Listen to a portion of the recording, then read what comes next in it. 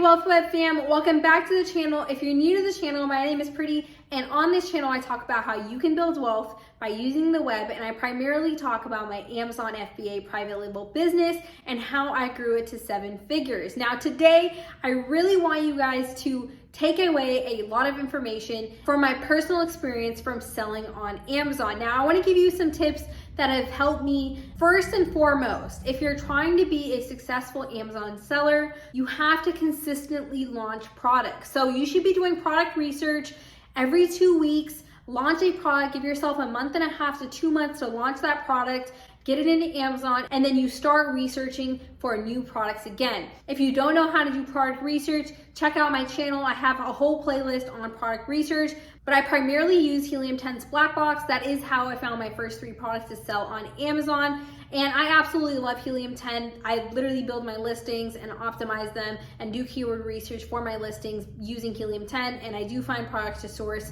via Helium 10 as well. If you haven't used Helium 10 and you're trying to get into the private label space, I highly recommend it. It's the only tool that I use as a 7-figure private label seller. If you want a little discount for Helium 10, there will be a link in the description, and it does help out my channel, so I truly do appreciate that. I want to be completely transparent with you guys. The only reason I am an affiliate with Helium 10 is because I literally use their tool every single day when I'm working on my business, and it is the best tool out there in my opinion for Amazon private label. Having said that, using Helium 10, you should be doing product research. You should be writing down all of the results that you're gathering from product research, and then you should be diving deeper into those niches and finding a product to source. Now, I like to give myself deadlines. If you don't give yourself deadlines, and this is what I messed up on the first year, I became complacent. I launched a product or 2, and then I kind of stopped, and I was like, okay, I'm making monthly income from this product, kind of got comfortable, and I stopped growing. So the moment you become comfortable is the moment you stop growing.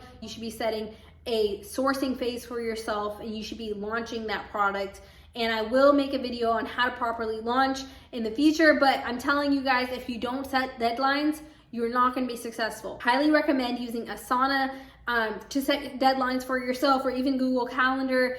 You literally need to have a system in place if you're trying to be a 7-figure seller. There's just no way you're going to get to 7 figures without a plan and without actually persistently following that plan and never giving up, honestly. Now that was tip number 1, setting deadlines. Tip number 2 is using the right tools. Like I said, I use Helium 10.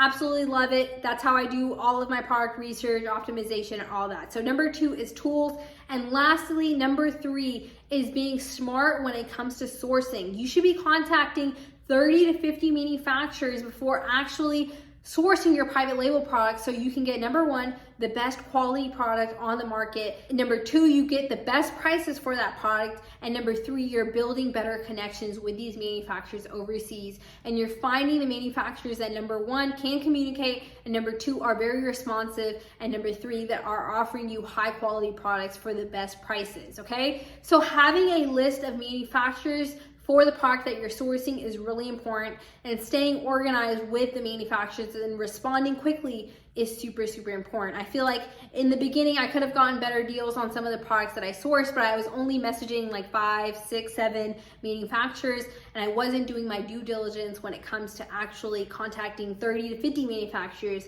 and getting absolutely the best prices. Now, I know that it can be kind of complicated to hit that many manufacturers up and to get numbers. So what I like to do is create an Excel sheet. So whatever product I'm sourcing, I'll have that in the title, and then I'll have like the number, quantity that I'm trying to source, the minimum order quantity for all the manufacturers. I'll have the manufacturer name, I'll have the person that I'm talking to, and what message they sent last. So they're gonna get you information about how many units, how the shipping is gonna be. You need to be documenting all of this if you're actually trying to source products for the cheapest, most premium products available.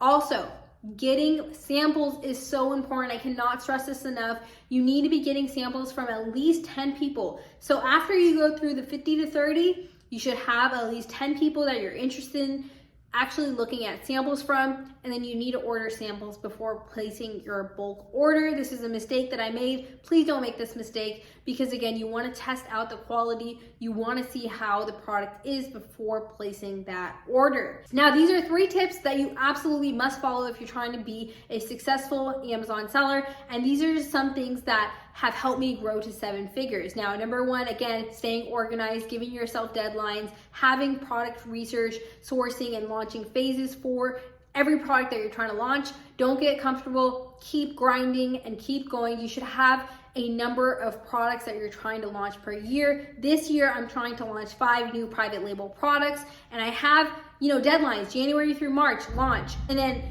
so on and so forth. You need to be breaking down each individual quarter into launching phases and all of that. So get organized and get to it. Number two, having the right tools on your side is really, really important. I love Helium 10. I love Asana, which helps me, figure out how to categorize these tasks. And it just is a great tool to use. If you want to outsource stuff, another tool that I love using is Upwork and Fiverr. Let's say I'm trying to build a listing, but I don't want to focus on actually doing the product pictures and listing. You can outsource that from people who know how to build listings, and I absolutely do recommend that as well. If you're juggling multiple products, you need to delegate tasks. Lastly, again, contacting multiple manufacturers and staying organized with how many manufacturers, what quantities that they're saying, how quickly can they get it over to you, what's their minimum order quantity. All of this is so important to actually document and to have in an Excel sheet so you can go back, look at it, and without getting super confused, because it is really confusing.